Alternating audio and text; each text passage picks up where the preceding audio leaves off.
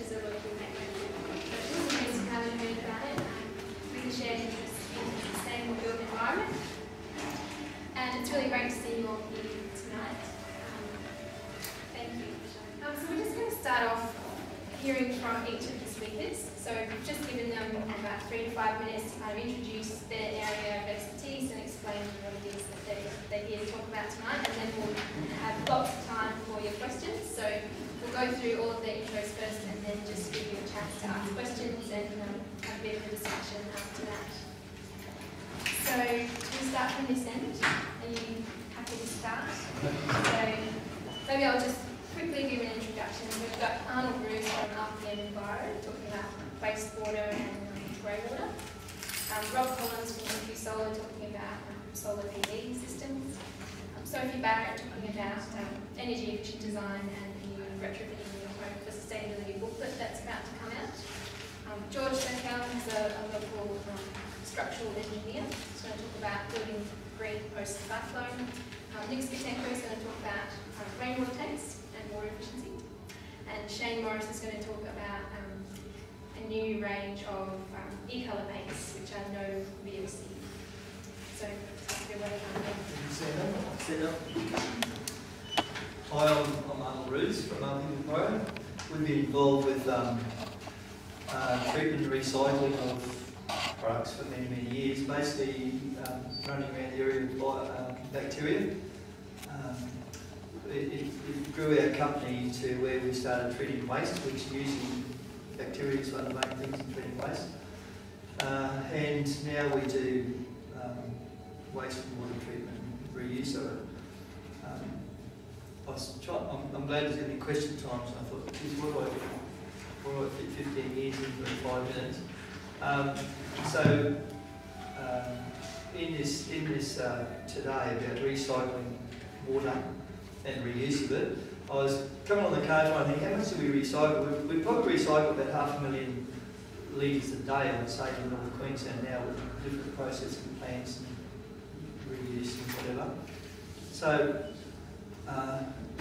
there's no rocket science with recycling. It's fairly easy to capture water, and it's a little bit technical what you do with it after that, but not that much. It's what are you going to reuse it for?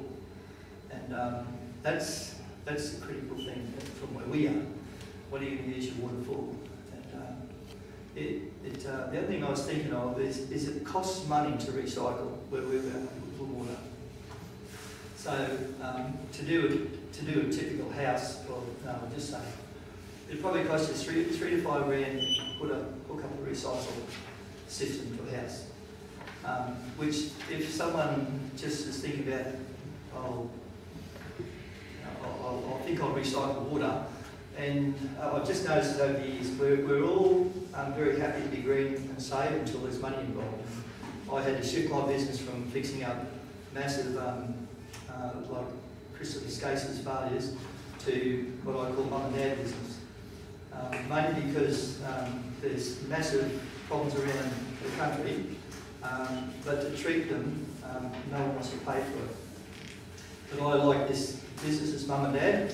Mum and dad have a problem, and we can solve your problem with recycling water. So I just sort of think it costs you, but then at the same time, I could say to you, every year you'll have at least 100,000 litres of water you can do what you like with. So it just depends how you see the value. Recycling is always long term, in our business it is anyway, because it costs to capture water and to treat it using it. So I think that's my introduction. Thank you. Hello, I'm Rob Collins from EColour. Predominantly we install solar panels. I started as an electrical contractor many years ago now. And from there we've just pretty much grown as the industry's grown. So obviously the solar industry's grown at a huge rate over the last 4 or 5 years. Most of that's been through rebates and well, basically it really has been through government incentives more than anything. Obviously that's the majority of our work. We also spend a lot of time trying to explain to people how they can reduce their energy costs. So we will go into someone's house and look at their power bills and look at their, their actual house and say, when are you running your air conditioners? Do you need to put on different tariffs? Do you need to put your pool pumps on different tariffs?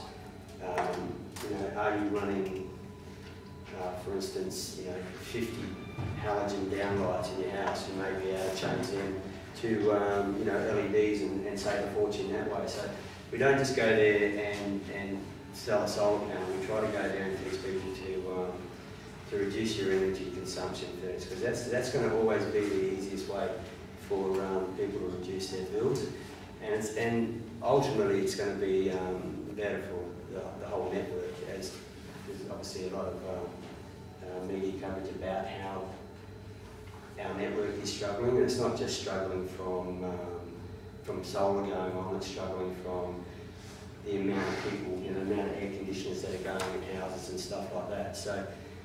So going forward, companies like ours have to look at ways to save people money by reducing their energy. I mean, like Arnold was saying, it does cost money to retrofit. So again, if you're building a new house, it's a great time to get involved right from the start and look at what you're putting in your houses from the start. But I'm guessing there's a million questions you want me to answer, and I'll probably just wait until you ask them and do my best to answer them. Thank you.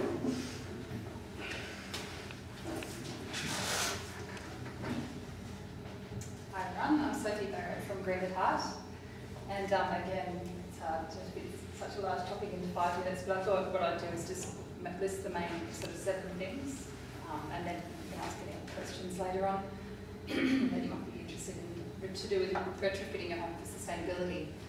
I'm actually doing a retrofitting guide for sustainability, which Anna mentioned earlier, and it's going to be about a 20-page guide, and that's looking at North Queensland specifically and what you can do to retrofit your home. So that guide will be free to North Queenslanders and will be available through various outlets, and we're having a launch for that in May. So that's a great project. I'm really excited about that one. What I thought I'd start with is just the main thing, which is the site analysis. So when we look at retrofitting a home to make it more sustainable, we have to look at the site first. So I've given on your chairs there's one that you can take home, and an exercise you can do with your own home. And just looking at where the sun and the wind comes from, and then with that plan that you've got there, you can actually draw your house plan and orientate north in the right direction.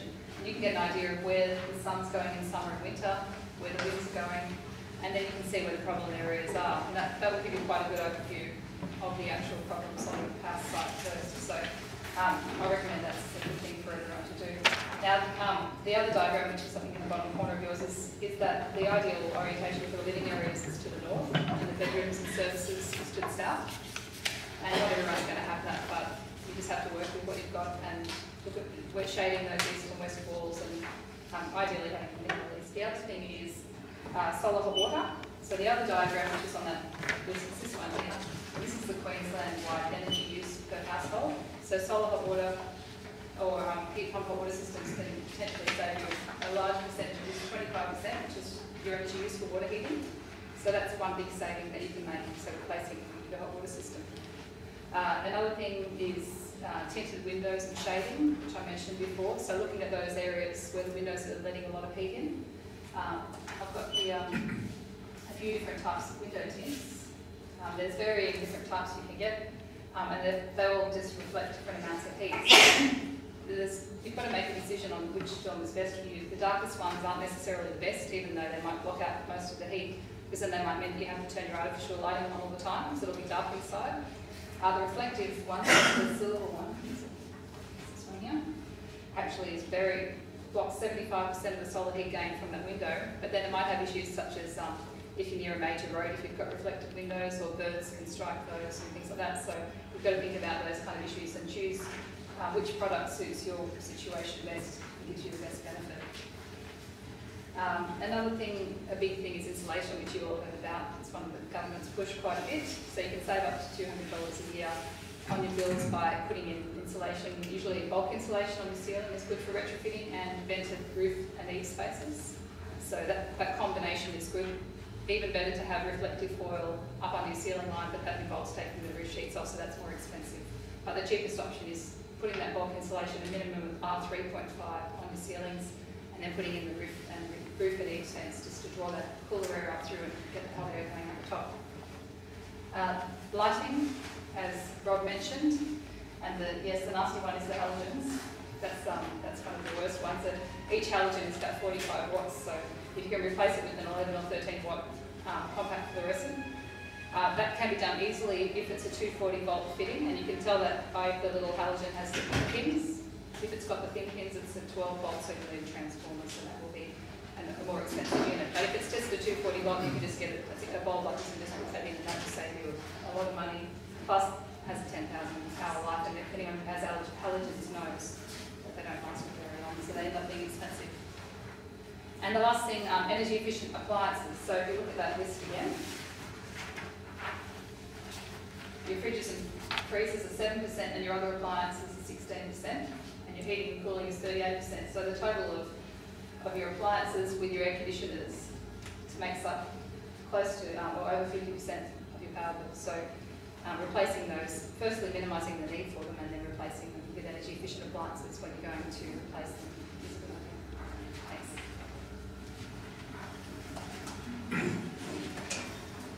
Hi all, my name's George Thirkell from Beachcomber Building Solutions. We're licensed structural and civil engineers and building designers. I'm sort of here to talk about design for the tropics, and it's applicable to domestic and commercial design. We tend to design lightweight buildings on proviso that the materials fit for purpose. We tend to engineer safe rooms within domestic structures for ultimate events. So we're here to discuss our experience with post-cyclone construction. That is with Cyclone Mary in 2006 and Cyclone Nessie last year. We all know how devastating it is to communities, and basically the stress and inconvenience of the rebuild that we should consider in building back green. And I guess that building back green is a motto that's come from the rebuild of New Orleans after Hurricane Katrina. So, we'd like to adopt something similar here and use that type of philosophy. I guess in repairing and rectifying these older stock buildings down the Cascarooty coast, from Innisfail and Tully and Hull Heads throughout those 5 years, there's better ways in reconstructing that stock. You're dealing with homes from circa 1930s onwards, and you find that the 1930s, 1940s timber built construction is quite good considering their age and what they've been through, and they are basically they can be brought back to their former glory. So there's sort of good green ways of doing this to bring longevity to those buildings again.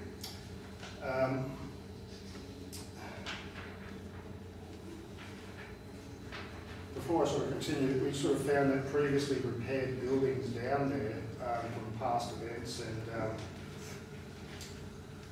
basically had accumulative effects.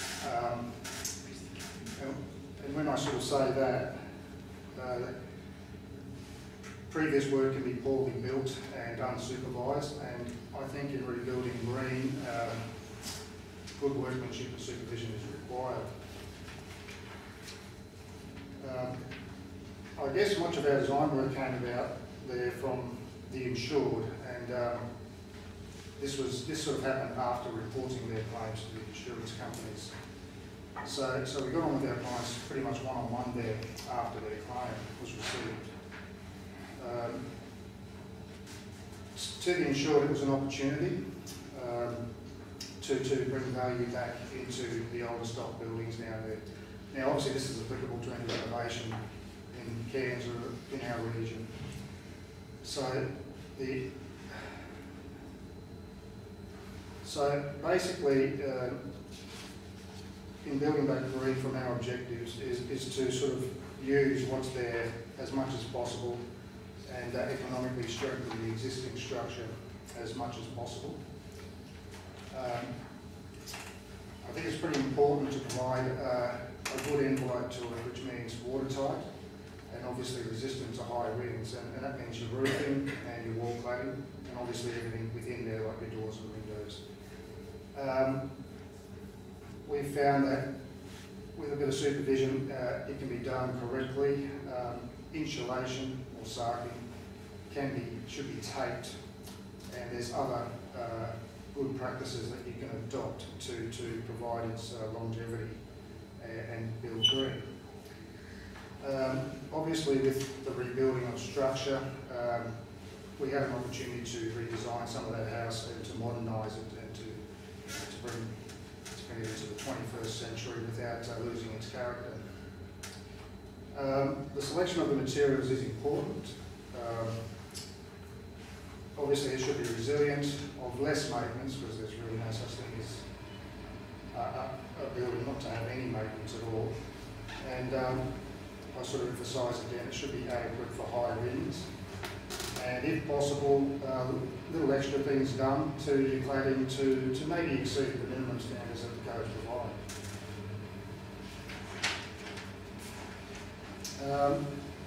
We'd like to provide emphasis on the specifications of your doors and windows, and we know there's a heavy reliance on the glazing manufacturer to provide that based on generic wind speed, but with the application of actual pressures and the supplier designing to that pressure, you'll actually probably get better results. We've seen actual doors and windows, etc., literally blown in from its screw fixings. And look, there's a lot to it, but we just think a little extra care and design in that would be beneficial to, again, the longevity of the house and getting through these events that will occur and occur again. I'd just like to mention a few little things like the use of cyclone caps.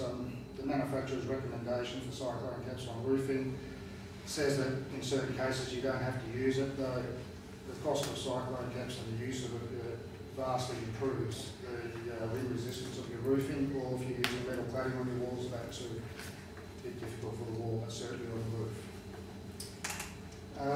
I've found that overflowing gutters for houses on hill slopes has been a problem. There's generally not enough downpipes. Just using generic designs from maybe the manufacturer's specification.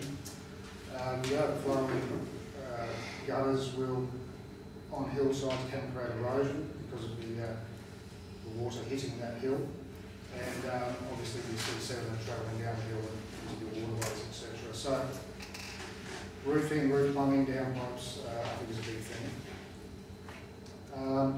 Shade structures such as awnings and lattice work, solar shades, etc. They should be designed to last, and they shouldn't be placed there as ornaments because they can end up being flying debris. I think anything attached to your building or outside in this region should be taken a little bit more seriously because you know, it could be your neighbour or your own windows that actually might cop that large piece of solar shade going through the window. So we like to attach these things and we like to use them in the correct way, but yeah, just emphasise on it, fixing it and designing it correctly.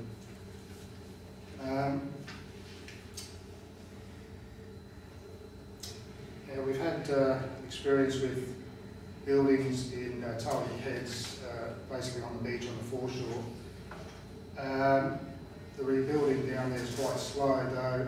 The ones we've carried out, we've obviously raised these houses as high-set houses. There's not too much we could reuse, but that we did reuse was basically placed as a high-set house from being a low-set house. So what I'm trying to say here is that designing next to the foreshore, the beach should be considered more seriously for future storm surge events, and hopefully we can design a little bit more wisely in those areas. Lastly, look, recycled materials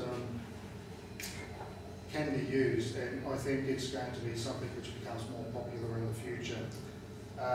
provided it's fit for purpose. It certainly doesn't take an engineer much to view it, understand what you're using it for, and to really certify it. So look, I think in the future there's a lot of good material out there that can be reused, and it's just maybe you know, it's just going through the right processes and maybe talking to the right people that will allow you to do that. So please review recyclebuild.com.au. And just lastly, please use green materials. Thank you. Thanks, George. Hi, I'm Nick from Bluescape Water, and for me it's all about water. I mean, I got off the plane about an hour ago, so I'm still a bit in the clouds and I'm feeling a bit dehydrated, so I need to top myself up. But the reality is that we as humans only use 3 to 5% of water that comes into our properties. The rest of the water can be technically recycled, and Arnold touched on it before. Here in Australia, our natural resources are only really designed to support a population of around 10 million. We're 22 and rapidly growing. And this issue is worldwide phenomenon. State governments started to recognise this 7 to 10 years ago that we need to do something about our water consumption. What can we do about it? And how they do that normally is through legislation. So virtually every state in Australia, apart from Victoria, don't ask me why, one of the driest states in the country. If you build a new home now, you must have a tank, a rainwater tank to collect water, save water, and encourage water-saving devices. People tell me, you don't need rainwater tanks and cans, we've got enough coming out of the sky. The fact of the matter is that Cairns is one of the fastest growing population areas in Australia. It still is, despite the GFC and a whole lot of other things, and the high Australian dollar. So our infrastructure is not keeping up. And it's again, it's Australia-wide phenomenon. Across the country, we are not putting money into infrastructure, and we don't want to build dams, so we need to do it with other ways and means of saving water. I mean, can anybody tell me how much water they collect on a roof? Can you tell me what the ratio is? No, I can't. No. Does anybody know what the ratio is on a range that you can collect? Okay. If you take a brand new house, 200 square metres of roof area, and what's the annual rainfall in Cairns? Can anybody tell me that? How much water? Half tank's a lot. That's 2 minutes, yeah. Good on, spot on. So you multiply the 2 litres, which is what, 2,000 millimetres of water, by the 200 square metre of roof area, and that will give you 400,000 litres of water per annum. Now that's enough to sustain a family of 4 plus without touching anything. So if you're able to capture this amount of water on your roof, you'd be totally sustainable. But in reality, that's not what happens.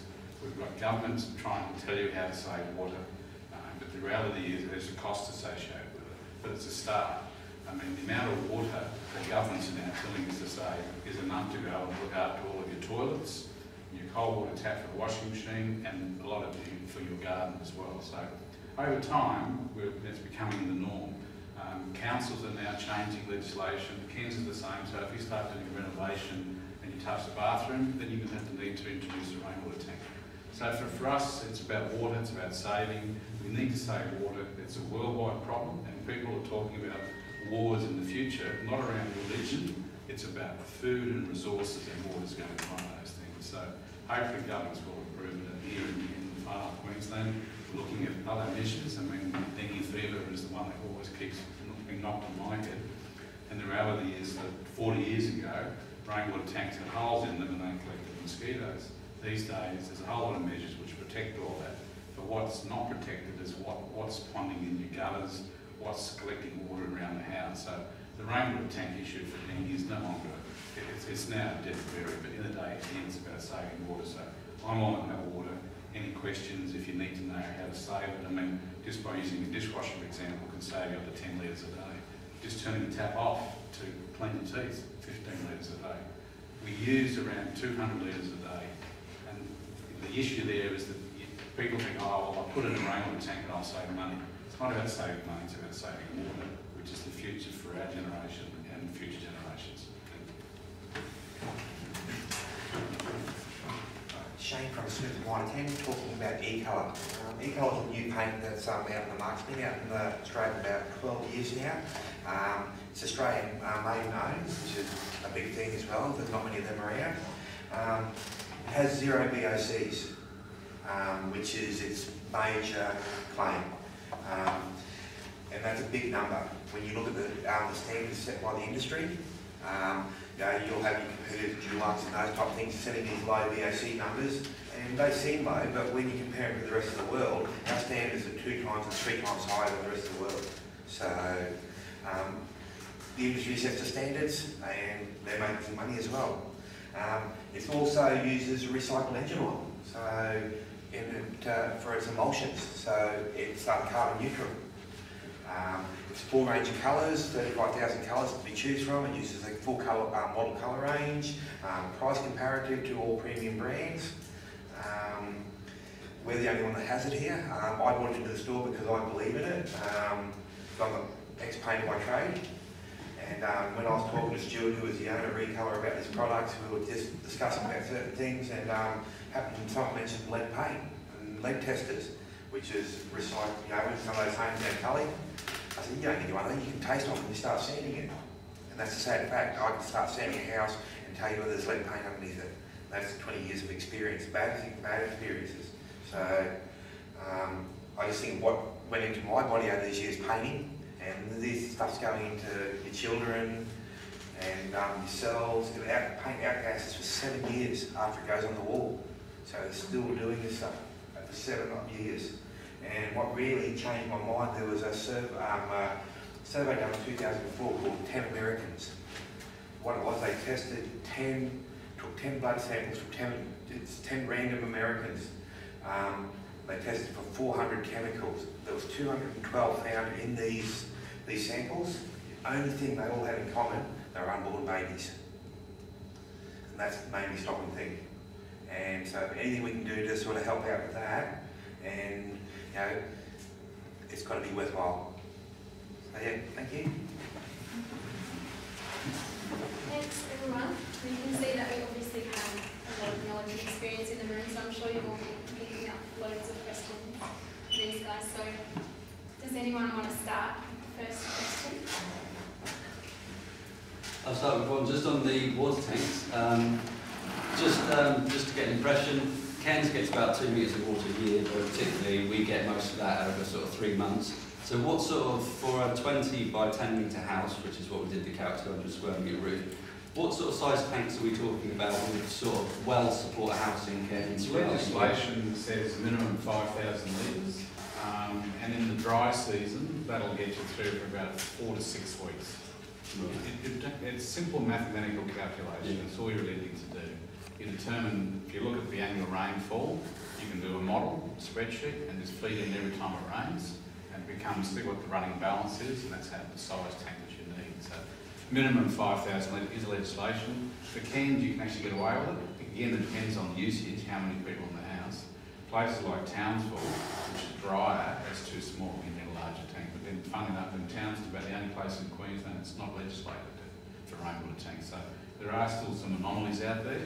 But and you have a whole range of different tanks. You can have in-ground tanks, you can have ladders that sit under decking, you can have tanks in walls. The future, we're only just really tapping on it. In fact, you can use water, rainwater, for insulation and heating. That's what's happening in Europe at the moment as well. So it's a totally integrated system. But to answer your question, minimum 5,000, I would recommend 10. Yeah.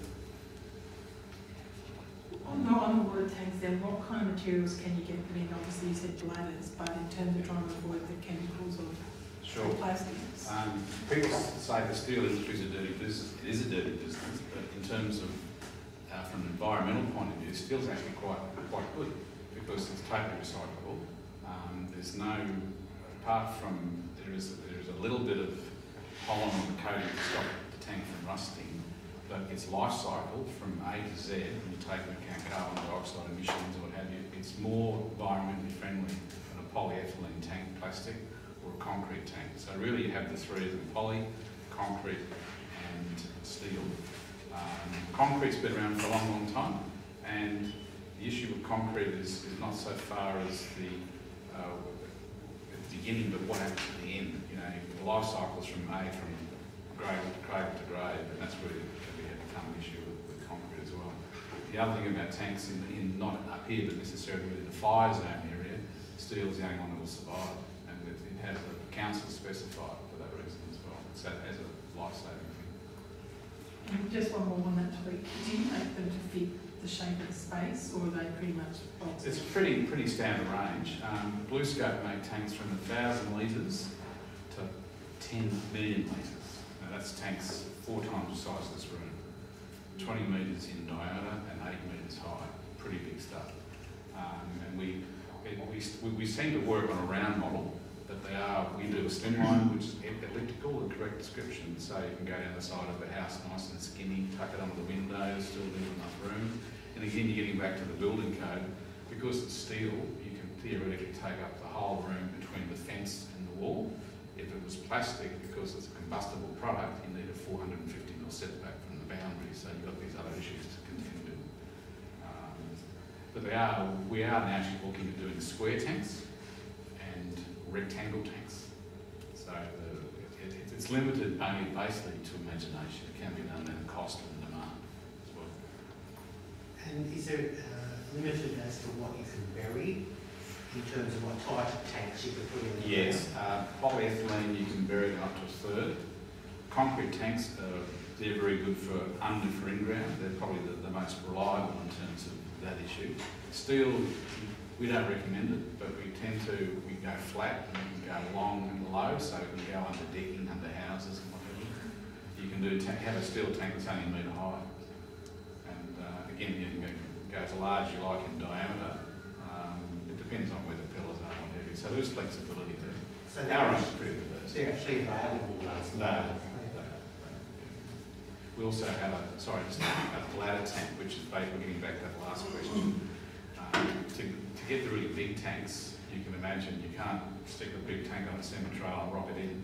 So what we've developed is a tank that has a bladder or a liner, again, which is, from environmental perspective, it ticks all the boxes. And that's what we're about 50% of them. It's very important for us in terms of the environment. And we have colour-on panels, so you're all familiar with the roofing sheets. So we have curved panels, and they just stack them up, and it comes in on a pallet. And the tank, about 5 million litre tank, will come on a pallet, which can go in the back of a truck. So there's a lot more transportability in it as well. So depending on the size and the location, so you can helicopter it in. The trouble with the concrete tanks for reservoirs, for example, for council, it's a nightmare getting concrete up on top of the hill, out the back wall, or the back of Bamiga somewhere, and a real problem where you can helicopter stuff in. It's good. Sorry, there was a question. What kind of maintenance and sanitation issues, how do you handle that with rainwater tanks? With rainwater tanks, what we do, we have a thing called a leaf eater, which stops the leaves and pebbles from getting into the tank. It's drainage at the top of the tank. You will still get some sludge and what have you. Over time, that builds up in the bottom of the tank. There is a drain to be able to flush that out. It really does depend upon the quality of the water that's going onto your roof and what's on your roof, because what's on the roof ends up in the tank. 10 years, you may need just to open it up and flush it out of the hose. It's very, very minimal. What we look at is prevention. So we have, the filter, strainer basket. Also for getting back to the mosquito, you need a mozzie cap. So the tank is sealed in terms of not letting air in, so it doesn't become pressurised, but it can't get anything in. But you do have mud and you have dust and build stuff on the roof that comes in eventually. So it's very minimal. Do you have to provide any chemical treatments to keep them No, you don't. We also have a thing called the first flush diverter. That means it's when it rains, the very first bit of rain is usually if it's dust, that'll become sludge, so that can be diverted away from going into the tank. And it depends on the size tank, up to 70 litres. I think the minimum requirement is 50 litres. So that very first bit of dirty water doesn't go in the tank in the first place.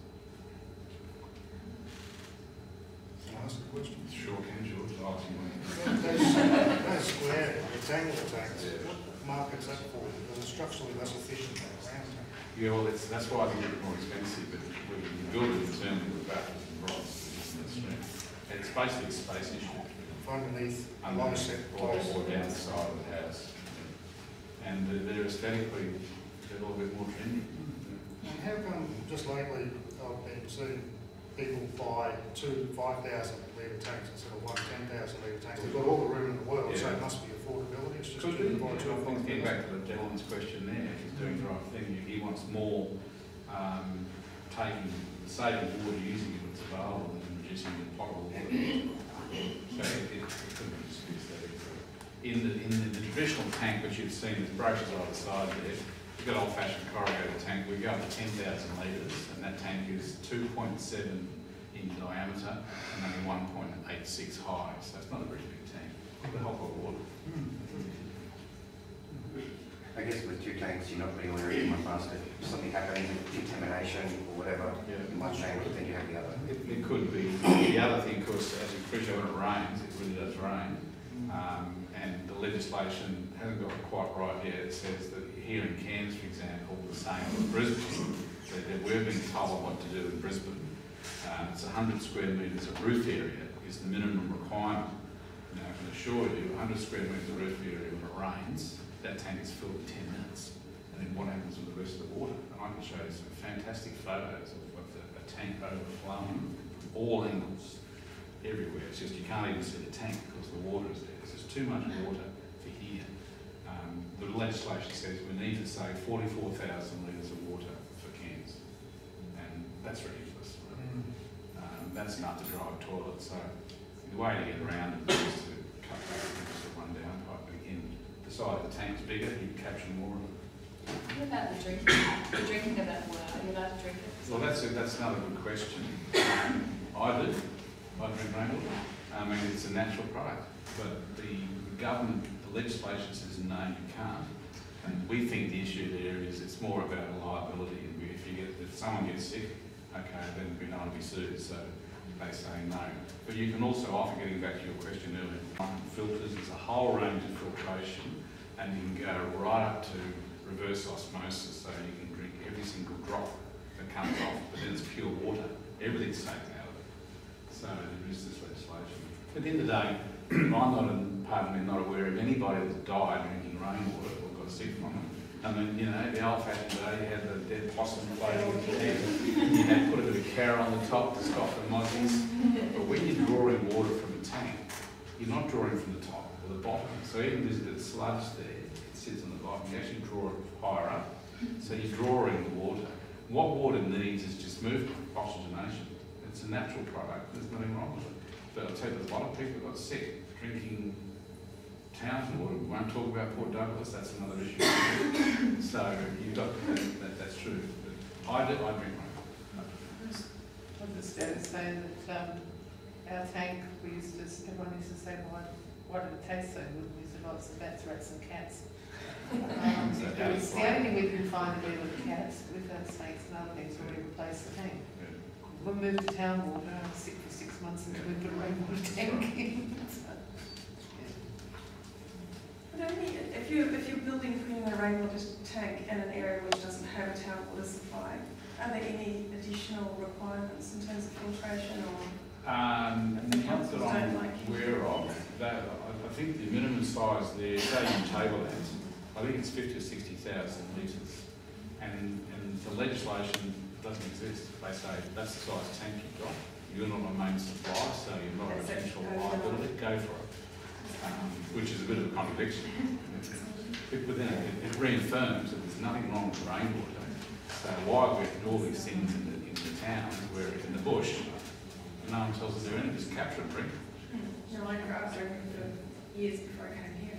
Rainwater's great. It's softer, it's great for washing your hands, it's going to taste better, in my opinion. One question for you, Rob, that's all right.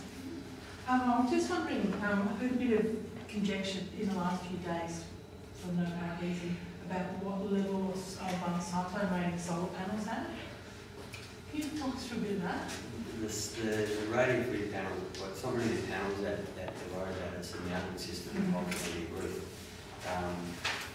All systems should be rated, and when you get when you put a system up there, installer, or your supplier needs to give you a manual which has a 415 in it, which states that the system that we're putting in to secure those panels is cyclone rated. Category what? To our category here, which is category C. Yeah, so it's not about this sort of conjecture with whether or not it's category 1, 2 or 3. The thing with it is that like we manufacture our own rug, so we don't. Most of our now comes out of China. It's imported aluminium, but we a few years ago build a die, and that sits down in Brisbane with Capital Aluminium, and they extrude all our rail for us. So we got that design for our area, which is apparently a category 3 cyclone. When a cyclone comes in that's a cyclone category 4, all bets are off anyway, so it didn't matter.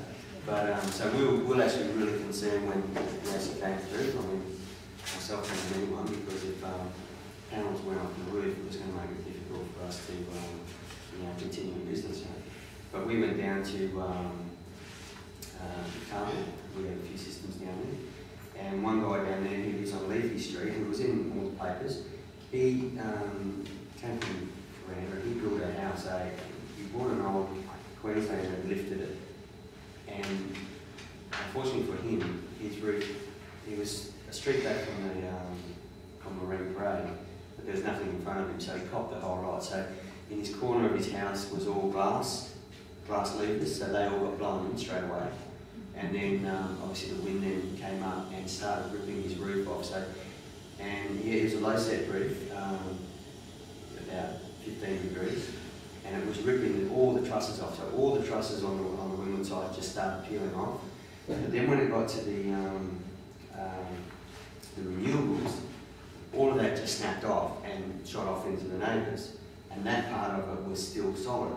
The leeward side of the roof was all the sheets were ripped up, and he used cyclone washers on all his screws and everything, but the wind was so strong, it was ripping the sheets through those washers. So if you go on the back there and you see missing sheets with just big washers in the bags. But where our renewables were, and it wasn't just the solar, it was also the hot water system. What happens is we'll put a whole rail across there, and we're screwing it down every 900. And what happens, instead of the roof getting peeled off like that, it gets to this point and it had to take the whole lot off. So it was solid. When we got up there the next day, that part of the roof was solid, and the panels were still producing power. It wasn't doing anything because there was no grid, so the inverters had switched off, but it was still producing power. So, and it wasn't just us, there wasn't one panel. I understand Irvine lost one panel in McGuire out of Roos. So no one, there was not one, even the worst of the systems that were out there that didn't have the best quality installation, they didn't lose panels. So I think I always say to people, if your panels are gone, that's probably your least problems. You probably want to go look for your roof. You just brought up an interesting point, and something that someone challenged me on the other day. Was this question that the panels go on producing power, and it was a fellow from emergency services in Ravenston saying that they were told not to touch any houses that had PV systems on them because they were powering, and they were saying that the roof would be electrified and that they couldn't go up and do anything about it. What's the story there? Well, if the roof does come off, it could happen. You can't isolate it from the roof. You've got to remember that's your own little power generator on the roof, and you're isolating it down on the ground. So yeah, if there's a fire and you can't get to that isolator, those panels, yes, will still produce power. I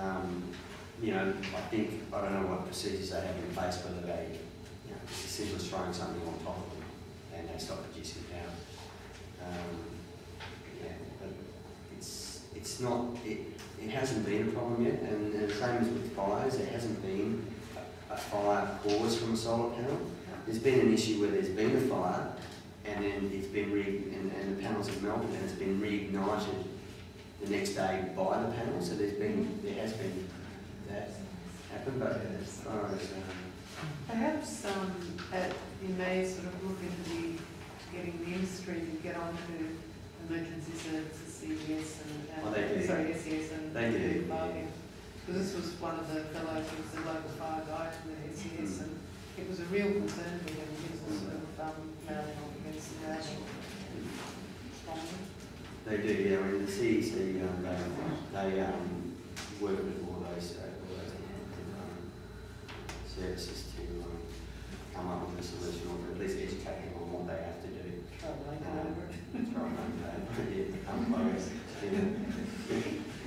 I mean, there are things out there where you can switch, install it on your system and switch it from the bottom and isolate each and every panel.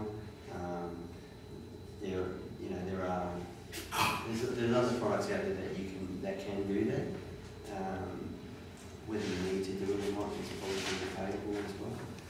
I personally don't think that you need to be able to do that. I've got a question on the economics of solar. I've got it on my roof and EColour system, and it returns me on last account about $115 through the grid, and I think that's a bit low. That's what your feed-in tariff was. Is that the credit that you got back? Correct. Yeah. So that's not your whole saving, right? When you put the system in, you produce energies. And so again, look at it from the point that you've invested in this power station, right? It's going to produce a certain amount of energy.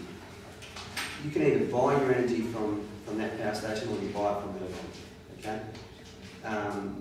If you don't use that energy, you can actually sell it to Arnold for 44 cents.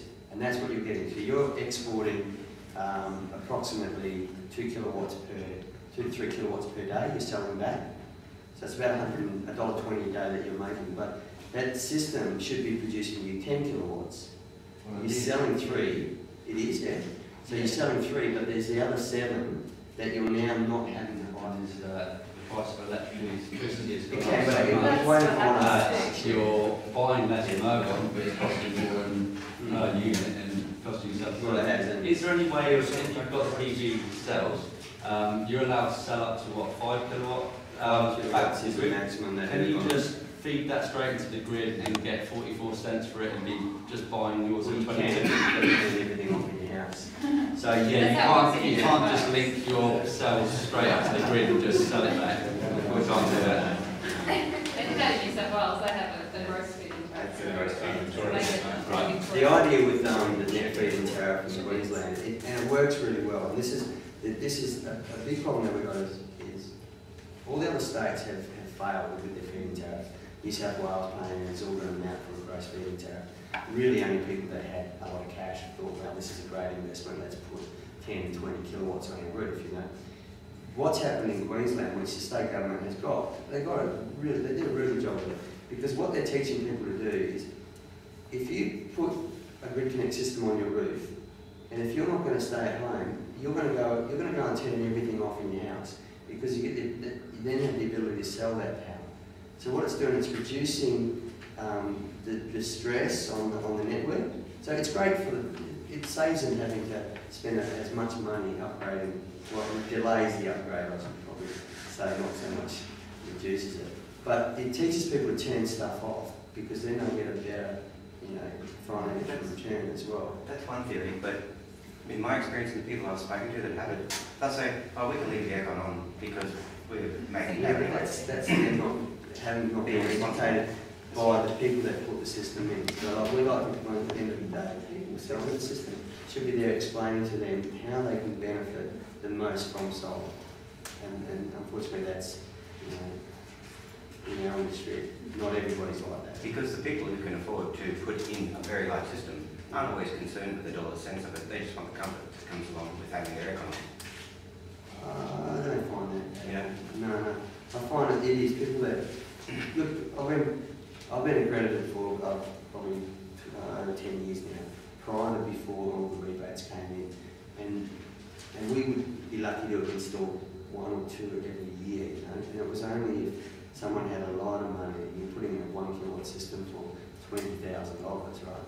Now they were just wealthy people that wanted to have a solar system on their roof. More and more now, the people that are putting the systems in are people that are concerned about, they're not worried about being green, they're worried about their energy consumption, they're worried about their pocket, especially if you're retiring, you know that the price of power is going to double, before you know it. If you look back, I don't know, 5 years ago, we weren't concerned about how much power we used. Now, it's, It's a major election issue, isn't it? In your situation too, you might find, are you home in the day as well? Oh yeah, I'm home. Yeah, that's, I mean, the people that make the most money from that feed-in tariff, they look out to work in the daytime, they've got nothing on all day, and everything, that's when the solar power system generates the most power. And so, because they're not using it, like it goes, whatever you used first, that gets taken, and then the rest goes to the grid. So if you're not home all day, all of that will just be going back to the grid, and you'll get money back for that part. But you should. You're not using it. You're not using any of the power that you actually put into the grid. No. You don't use that. That's the biggest You buy it and you sell it. Yeah, you produce it and you sell it. In your case, you're selling. You should be producing 10 kilowatts per day. Well, yeah, that's what your Ergon will be saying. Yeah. And then your Ergon bill is saying that you're selling 3 to them. So what that means is you've used 7. Meaning I've used 7. Yeah, 7 kilowatt hours per day you've used that, so you haven't had to buy that from Ergon. So you're saving you can't, it doesn't work that way. That's exactly how it works. That's how it works. So you're using your own power. You use it first. You use it first, and then if you don't use it, you get to sell it to everybody. Anything that's left over goes back. So if you're at home in the daytime, you're probably using a lot of it because you're using different appliances. So not as much will be going back to Ergon. Whereas if you're not home in the day at all, it'll all be, and you've got everything switched off, as you said, it'll all just be going back and you get money for that. The bill hasn't really. And certainly if your lifestyle has changed, if people bought When you go to the and shop, they left their aircon all day, and you've changed your lifestyle, that's going to impact it.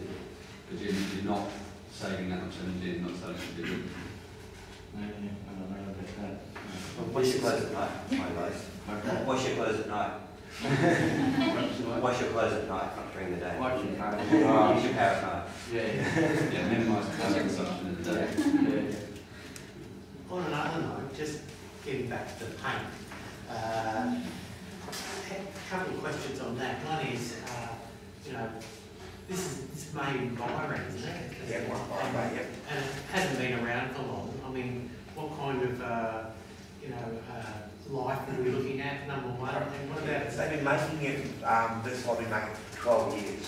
So it's got a 10-year warranty on it, because it's covered all those, it's ticked all the boxes under, to make that. It's actually been around a bit longer than that. The bloke who actually invented it went beyond 2000 in the 90s, with his, how he recycles the engine oil. So yeah, it has been around, it's a 10-year warranty on all the products across the range. And what about acceptability by painters and things? Is it something that they'd be happy to use just as... Well, it's growing.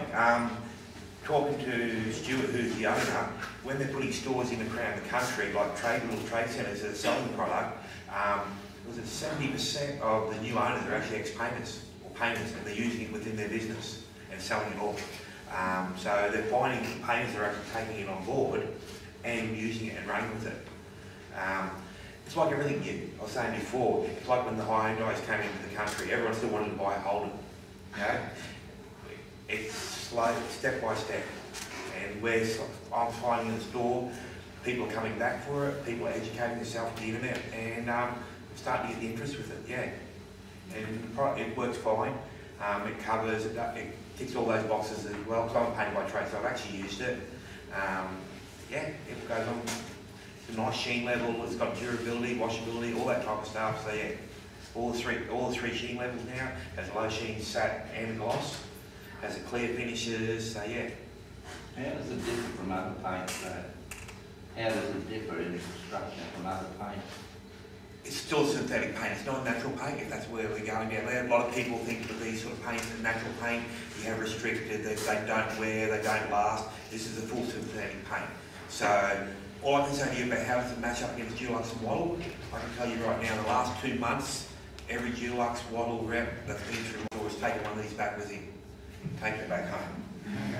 Right, to check out where it is. I get calls from state managers saying, oh, you're selling that EColour product, how's that going? So they're looking into it as well. If they weren't looking into it, you wouldn't have claims on their cans like low VOCs on your Wattle, your Dulux brands, Corbins and all that type of stuff. So it is a big thing, and I'd say they have concerns with it. They're growing every day. That's what they're growing. They've set now put a new store in the Gold Coast. that's in Dulux territory. That's the heart of Dulux down there. They've got a store right there. In New South Wales, which is another big area. They're in Tasmania, South Australia, Western Australia, so yeah.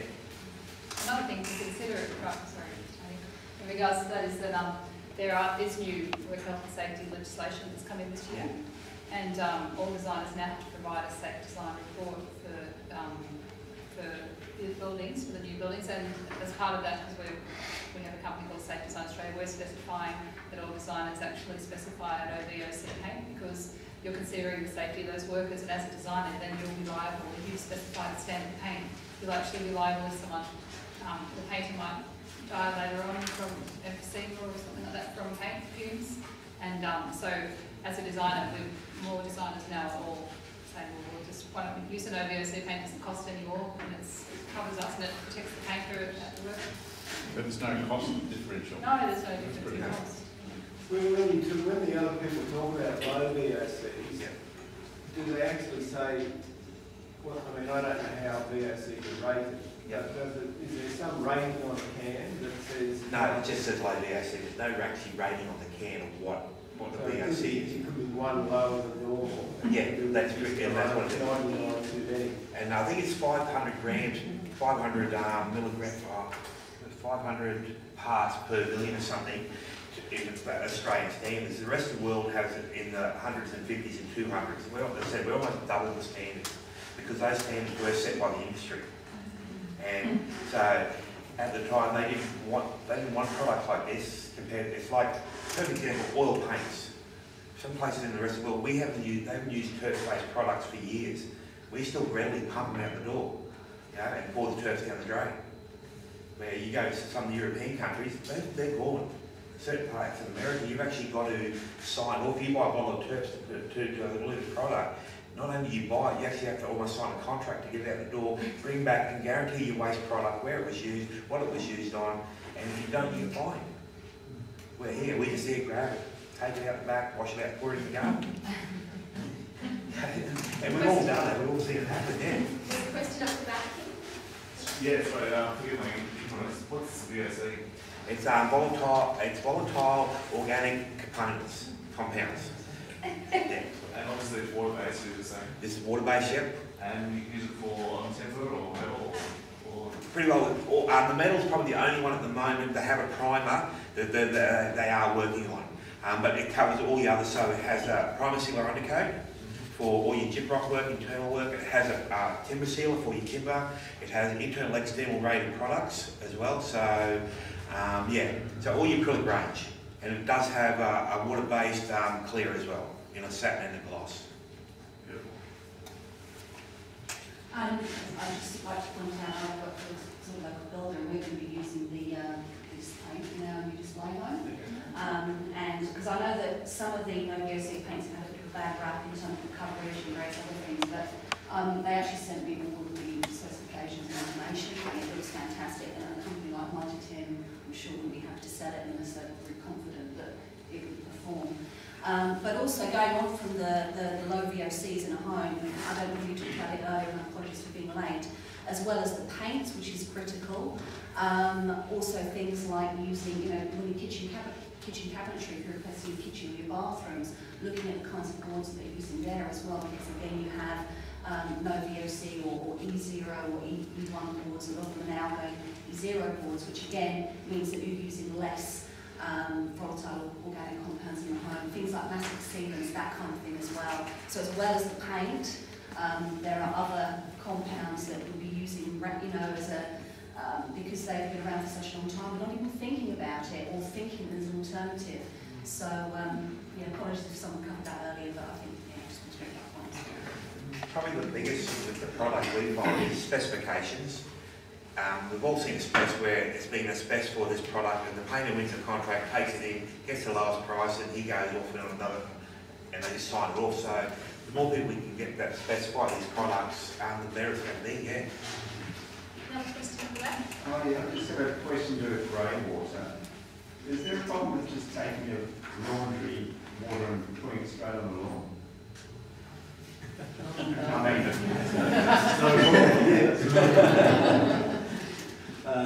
it just depends on what council you're in and what they'll allow. Oh, okay. We were in Townsville and the council are happy to put a hose out and put it under a tree. And that's not so here in Cairns. Okay. I think the issue is what's in the water in the first place. So you have detergent with low phosphate or no phosphate at all or something. Yeah, it's just a... That's the secret. It's just shouldn't the phosphate be good for your life? I mean, we see phosphate on the crop. Before I came up here, I was in Victoria and grey water was all the rage, and they were all watering their lawns and their lawns were blooming fantastic. But after 5 years, the soil actually degrades and they were dying. So they then tracked back and said, well, you know, you can get detergent that's okay for the garden, but too much of anything is causing a problem. So I'm not the technical side of things, but Yeah, I mean, it gets back to sort of wondering about. Yeah, up here, that's to be put under your garden, under the ground, under mulch or... Oh, okay. Yep. Why is that? It's just... Each council has each council sets their own standard. For instance, in towns that we can put untreated grey water within 10 metres of water, which is advanced secondary. Here in Cairns, it's got to be 50 metres from a water course, which is the same as septic tank. So it just depends on different councils. Oh, okay. They have a say in so they do it. So that's to do with maybe water courses around. Yeah. But yeah, it does, but legislation's interpreted. And one of the big jobs in our office is interpreting the legislation with the people and saying, you mean this, don't you? And going on, yes, we do. Yeah, that's a problem right through the industry with interpreting legislation. For instance, there's a tender out now on a treatment system by Parks and Wildlife of putting it out.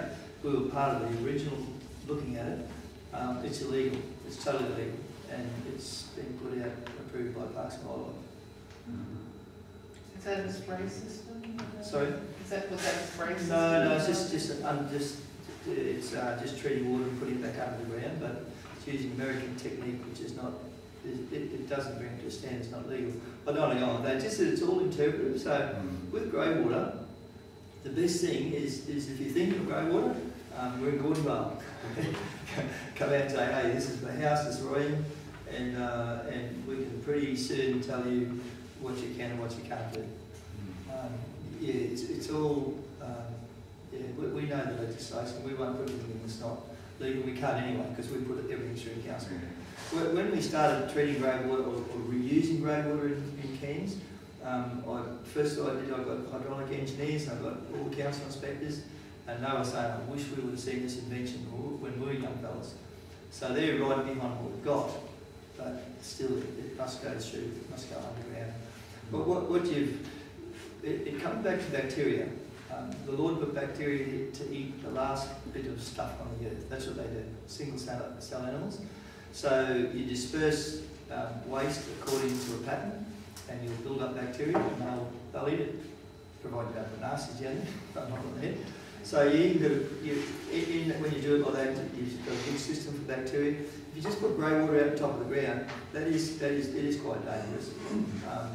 Grey water's actually dead. You're better off putting stuff out from your toilet because it's lined full of bacteria that just breaks down. That's why grey water stuff stinks when you live on top of the ground. If you put it underground, regulated, it just doesn't go anywhere. It comes out of drippers, and yeah, you'll build up amazing what you build up in there. You just build up microorganisms, and so it'll just do its thing. Is there any restriction on garden products or something you could use in an area where you're dispersing grey water? In what sense? For fertilisers? Well, I'm just thinking anything that might kill off the bacteria that you're trying to build up, or sort of get benefits from. I used to farm. If you're using certain farming things to get rid of your weeds, you wipe everything out.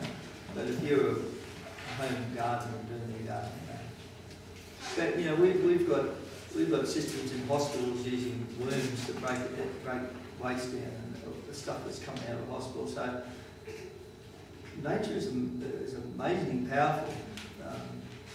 It's amazing what it'll do if you just create the right environment for it. That's so many scientists we do. as creating the environment. I mean, when you install the system, do you sort of say to householders, or don't use this or that product in that area? Every person, yes, we do.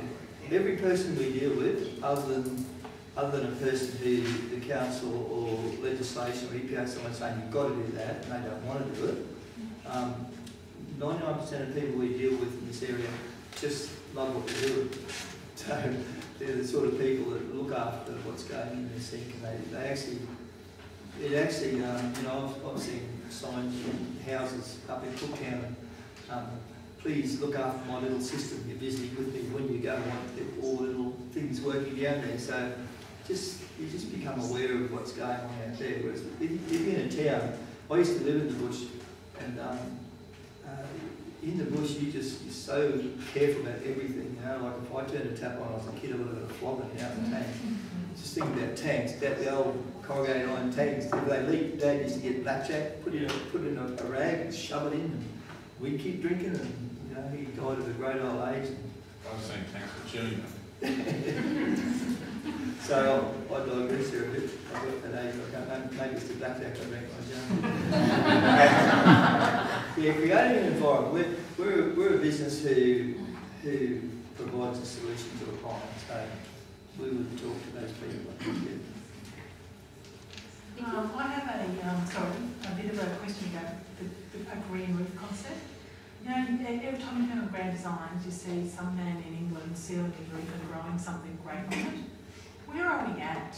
Every time I see it, I think, oh, don't we do it because of the rain? What do you, George, Sophie, what do you reckon? Where are we at in Cairns, in the tropic? I've built a house in South Australia with a green roof. It was an oak-coloured house. That's how we built it, destroyed. And it was fantastic. It was in the Adelaide Hills. It was 22 degrees all year round in that room. But up here, I think it's too wet. I think the draft, the lack of ventilation would be an issue. For an underground house? Yeah, that's right. But what about retrofitting my house with its, basically, George, basically flat roofs? We can build you a rooftop garden. We do. We can recycle water into the garden, make it grow on the roof. Yeah, they've got that, the Atlantis system, which is like that little plastic grid system. And you can put that on a roof, and I'm talking about a project I'm at the moment about doing a rooftop garden out there as well. It has to be really well drained. I've got some insulation issues. I'm prepared. I don't think I'm going to do it. I won't be the first in Cairns to try it. Is it a spiked roof? No, it's flat. Like I always paint my walls before I put a garden on the roof. But I'm like, I just want, who's going to do it in Cairns? When we're going to get some good examples. Well, until just recently, we were going to put one up on the Shangri-La. Shangri-La. Yeah, but they're doing something different to the building. So it's a retrofit anyway, but so it's a concrete base. We need a 1 degree fall. Yeah, perfect. That could be me. Sorry. Oh, it's got the seals, yeah. I won't explain it. I'll explain it very quickly. You said about the air. So we've got air layers, and we have sand and soil and turf cells which grow materials. And what would be kind of the cost? What are the main issues? What are going to be the challenges when the cyclone comes? I'll put it on my carport first, give it a go somewhere. I was interested about the cyclone because we live up on a hill at Lordmar, and it's fairly new, and the kids are worried about us. So I guess the 3 of my children work with me, and I just said, "What is a cyclone, mate?" And the son who's a plumber said, "Dad, only cyclone rated the cap to 3, And I said, yeah, 3, maybe 4. I was looking at the cyclone. I felt very insecure at that point. So yeah, people have asked us that because we do grow walls as well. We can grow a wall on the western side of your building and pull the temperatures out and that sort of stuff. What do? I think it's just like a cyclone's coming. I've got paints hanging off a wall here. Take them out and put them inside, and I don't know what you do with your roof. Probably the neighbours that get it. And you're watering it by grey water? We can. And that's a really awesome solution. Maybe we have to look at that a bit more. What do you think about that, George, from a structural perspective? Yeah. There's more of a green, there's more of a green plaza. The commercial, we didn't want it really, and they've got heaps of plazas and over offices and shops. And as Arnold's pointed out, there's layers of material, which is weight, and the first thing I think of that's the structure. So you've got to have a heavier structure to support that. But mind that, it's the waterproofing, it's the serviceability and long-term issues which are always a concern. It's, so it has to be done really well. The materials have to be proven to last so long, because to repair leaks in that type of system is quite expensive. So it should be done more often. I always sort of, they can support trees and tree planter boxes out there. So anything's possible. It just comes down to wanting to do it. There's a bit of a cost to look at and the long-term maintenance. So, but it's definitely doable. The same reason you have the box covers in houses. Yeah, it happens. I mean, look at all the butterfly roos. It's just, like I said, everything can be done. It's a matter of workmanship too. It's not just about who designs it, it's about who builds it and puts it there too. So there's a... And mowing the lawn, I know that my client said, how are we going to get the lawnmower up there? We're growing in our town's license office, we're growing grass on concrete just to show people what you do with it. Yeah, it's a challenge. It's maintenance. You know, mow this thing. But if you had a whole yard. I mean, they've had a really good R value, I would expect. I don't know how you calculate it, but I'm sure with the insulation R value would be quite high. It's phenomenal. They still may go ahead. The owners, there's a new one. Well, it's not a new one. They actually own changed hands. And they're looking at doing something different about their pool, I think. But the guy there, the engineer, he's still there. He wants to see this right through all the Shangri-La buildings because of how much will save his energy inside, and how much like an amazing amount of heat you can soak off a roof. But I want to say one other thing. When you do this sort of thing, like I'll just talk about the rooftop garden. You can actually, you have a storm, you can walk on that ground maybe 10 minutes later, because of the way the drainage system all works underneath and it captures water and recycles back up as the temperature gets up. So the guy that developed this is Australian invention. He's been around for 30 or 40 years. He's the largest reuser of recycled plastic in the world. And we're just way behind over here in Australia. And I'm an Aussie, so I don't care 1 cent. But I deal with engineers and stuff from Europe, and they just shake their head. They can't believe what we do with water. They go, we just can't believe what you're doing here. So, this company, especially in Asia, they've got buildings just all green. The idea of the inventor is to drop the water right in the city. Drop it down in the ground, not through pipes. So that's part of what he wants to do. It's amazing how moisture you just keep up in the air. It'll lower the temperature of cities. One day. So have you got a website you can get for that? Sorry? Is there a website that you can keep? Another thing on that product as well. Just Google. Sorry. I want to. It's got a card. Yeah, great, thanks. Another thing that I've been talking to Arnold about is the same clients that are actually interested in using this for their driveway because they've got big metal roof trees on their block. And it's actually cheaper than the cost of a concrete driveway, and then it encourages on-site water retention. So you can actually block these through, put pebbles in them, use them as a driveway, and it's a lot cheaper. And then if you've got trees underneath, they still get the water going through, and as the roots expand, you can move them around. So it's a great solution, that product, for a number of things. So. Oh yeah, just a question about the rainwater reuse. How does it work out? I guess you can have a system, if you're really clever, that's a gravity feed.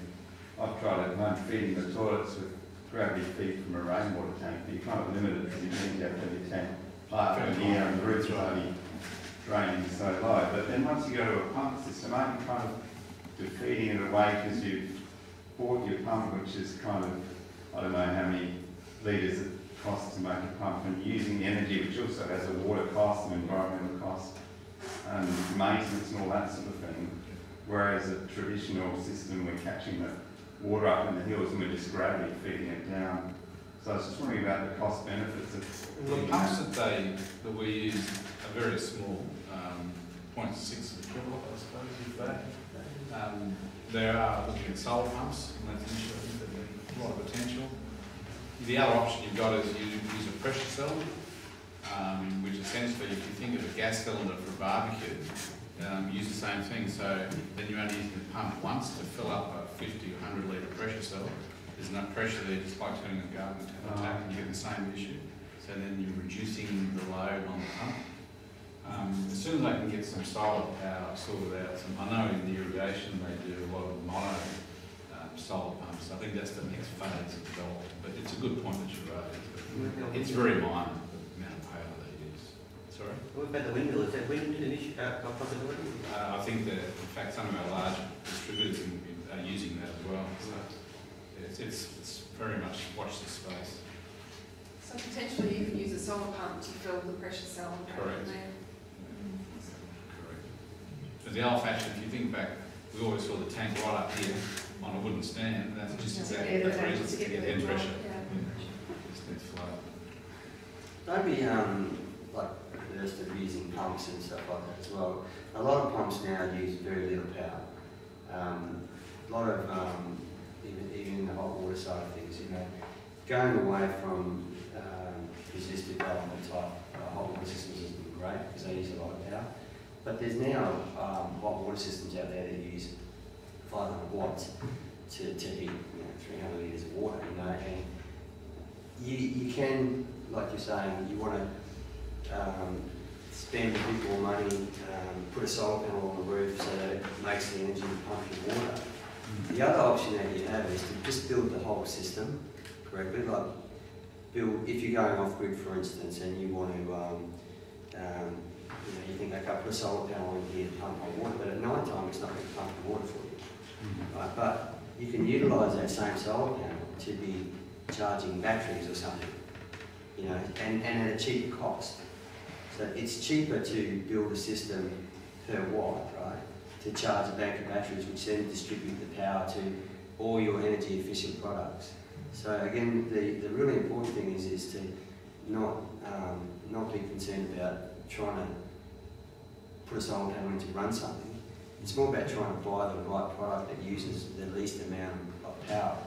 So if you're building a house, like on a remote, we get called all the time, I want to go off grid, right? I don't want to pay for power anymore. Well, it's going to cost you a lot of money to do that. Why don't you just go around and spend a bit of money on your lighting on your house? Look at that first and spend $1,000 on lighting. Buy the best lights that are out there, get them all fitted. You know, that could save you, you know, hundreds of dollars every year. On an off-grid system, it could save you $1,000 a year on the cost of batteries, because what it then means is you can put in a smaller amount of solar, you can put in a smaller battery bank and stuff like that. So, yeah, as you know, the concern about power, you know, price of power going up, it's a big concern. But what everyone's going to do is just use less of it, or buy better products that use half the amount of power. So it doesn't matter if the price of power doubles, if you can get your as you replace stuff as it breaks, you put stuff in that uses half the amount of power. Your power bill's the same, isn't it? So, you know, it's just buying that right product from the start, you know. Speaking of high-power systems and things, if you, I'm in the process of buying a house that doesn't have solar panels and it doesn't have a solar water system, it has an old hot water system. I'm wondering whether I would be better off just buying panels and not worrying about the solar hot water system and being on budget, being able to just buy the hot water system. Is there any guidelines, any experience you've had of that? Yeah, I don't sell solar hot water. No. Because, not because I really use it, we don't anymore. The reason I don't agree with it is I've got 4 kids and there's 2 adults in our house, right? Mine and my hot water system is on tariff 33. My power bill is $17 a quarter, which is the minimum charge. Okay? So, regardless of whether if I put solar hot water on, if I put my booster on, which we would have to use a booster in my household, you know, I would be either on tariff 11 using 600 watts, which at the normal rate, which is at 23 cents, you know, so 70 cents an hour, it's going to cost them more than $1,700. Now, what's happening with solar is people are struggling to find enough roof space on their house, most houses. They can't put the largest system that they want to put on there. So I kind of tend to think that you're better off to put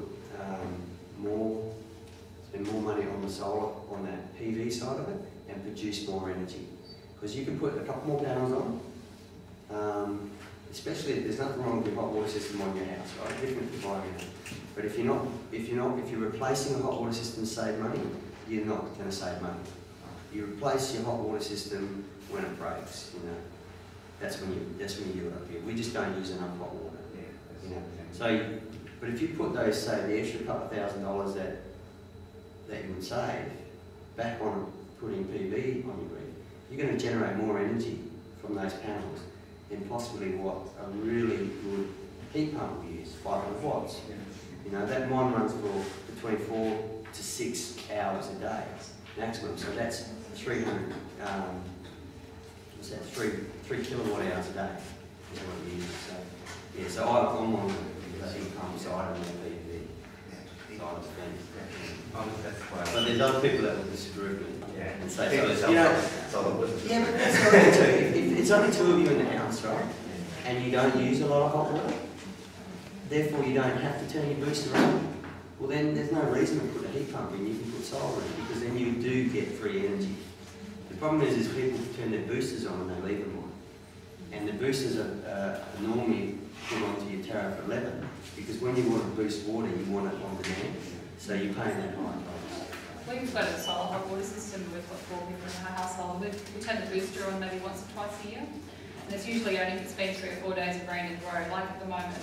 And we've got it wired onto the nighttime tariff, which is important because, as you said, most people put it on tariff 11. So if you're using the booster a lot and you leave it on, it ends up costing you more than your off-peak electric hot water system. So you have to basically get it wired into the nighttime tariff, and then you'll only need to turn it on at night, maybe a couple of times a year, 2 or 3 times a year, and it doesn't cost us much, but we have a fairly large system because we've got a large family. That certainly does us well enough. But as you were saying, I wouldn't replace it unless it was broken. The payback time for it is a long time.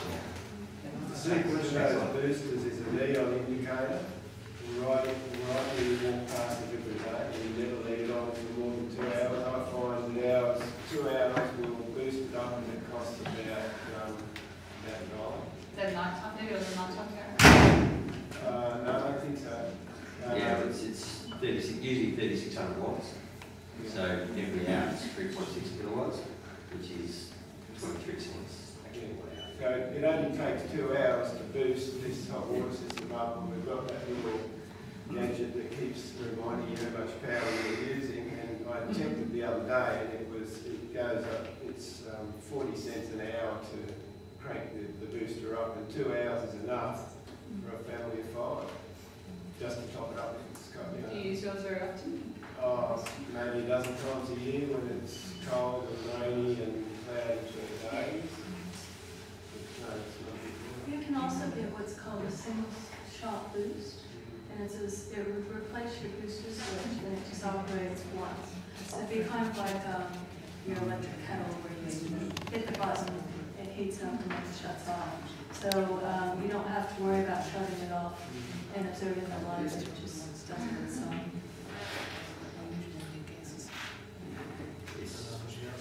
Does anyone sort of, I mean, a bit of a question going on from my officials is, I used to switch my booster off too, you know, before we needed it up, but then he said, well, you can get some nasties forming in your water because if it goes below 65 degrees Celsius. And I was sort of wondering, is that where's that come from? It's 60 degrees in Manila, and if you were concerned, you'd probably get some. So you've heard this sort of, yeah?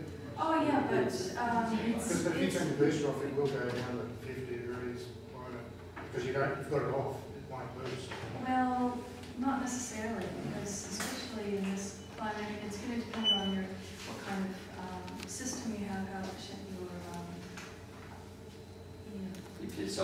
your collectors are and all that, and how much water you're using.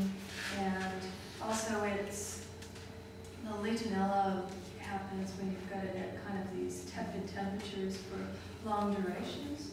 So if you're just dipping down occasionally, it's probably not a big deal. If it's sitting there for long durations, it might be more of a concern. Yeah, especially from the booster off over the wet, cloudy period. Yeah. Sort of making you aware to keep the booster on, switching on every now and then. I've got a co-worker who's a refrigeration mechanic and has worked in big systems. So that's where your Legionella is the biggest concern, is in the evaporative coolers. And here in Cairns at home, he has a solar close-coupled system on his roof, and he does not use the booster. So that's just, okay, so that's just, yeah. So, using chlorinated water that we get in our taps. Yeah. Unless using rainwater. If you're using chlorinated water, I don't think Legionella is really, in a closed system like the water system is, I don't think it's a really high risk anyway. I don't think it's a big issue. So I just have we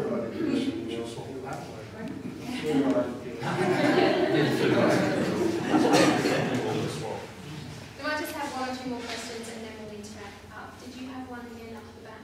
Oh yeah, I was just wondering, it's a bit more specific with the solar panels on the roof.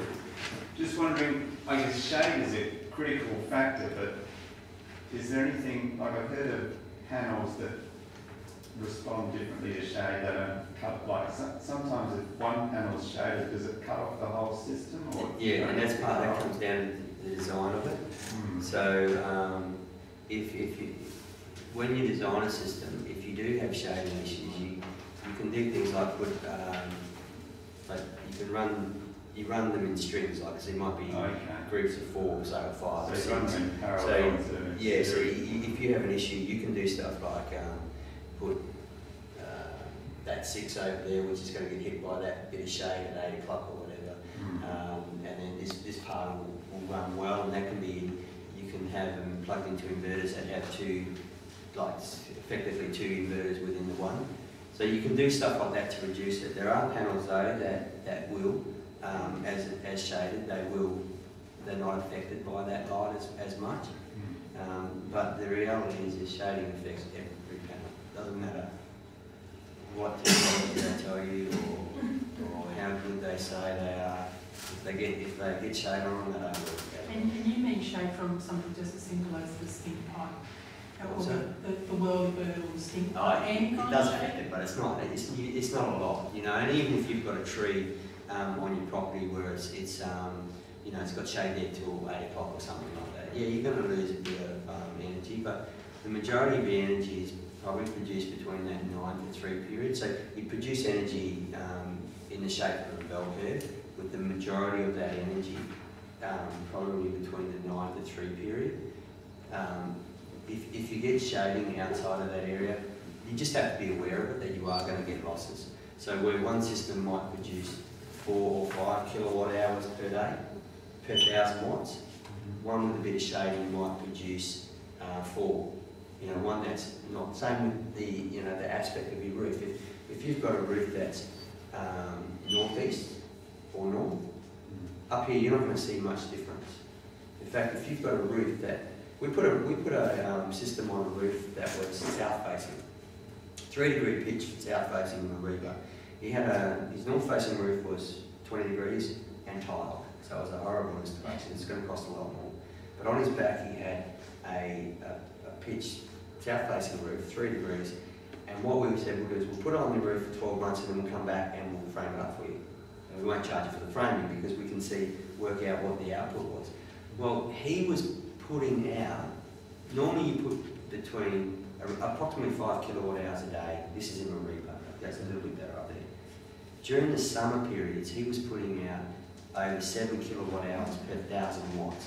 Because what happens is the sun goes over, right? And at that time of the year, the peak sun hours are longer, so the period of sun is greater. So it goes from being 4 to 6 peak sun hours per day. That's just the equivalent of the sun being directly overhead. So that south-facing roof puts out an amazing amount of power in summer, but in winter it drops off. So he might be getting 10-15% less than most people in winter, but in summer he's, and for solar it's about the yield, the annual yield. That's what you've got to look at. The total amount of power you're going to make per year, not per day. Does anyone have one final question? Can I ask a question? I had a rainwater tank installed a few years ago, which I got a subsidy for, and I'm thinking now of getting solar panels put on the roof, but I've had problems with the rainwater tank in that firstly I was drinking the water from the tank, and then the council came along and put some chemicals in the guttering to stop dengue mosquitoes breeding, and so I stopped drinking the water because I didn't want to be drinking these chemicals. Then I was told the tank was too close to the pool fence, and I'd either have to move the tank or get the pool fence raised. So I got the pool fence raised, which cost almost the price of the tank.